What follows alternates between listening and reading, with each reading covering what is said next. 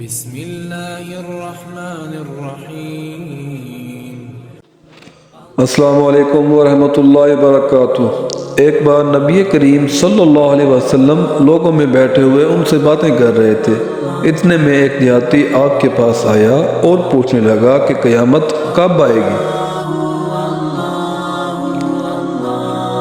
آپ صلی اللہ علیہ وسلم اپنی گفتگو میں مصروف رہے۔ بعض لوگ جو مجلس میں تھے کہنے لگے آپ صلی اللہ علیہ وسلم نے دیہاتی کی بات سنی لیکن پسند نہیں کی، اور بعض کہنے لگے نہیں بلکہ آپ نے اس کی بات سنی ہی نہیں۔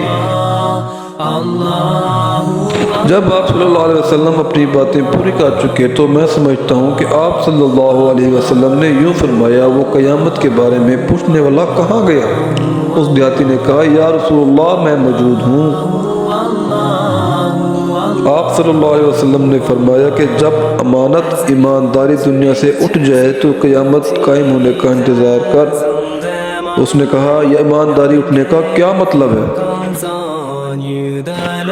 آپ صلی اللہ علیہ وسلم نے فرمایا جب حکومت کے کاروبار نالائق لوگوں کو سونپ دیے جائیں تو قیامت کا انتظار کر۔ اگر ویڈیو پسند آئی تو لائک کریں، کامنٹ کریں اور شیئر کریں۔ مزید پیاری پیاری احادیث سننے کے لیے ہمارے چینل کو سبسکرائب کریں۔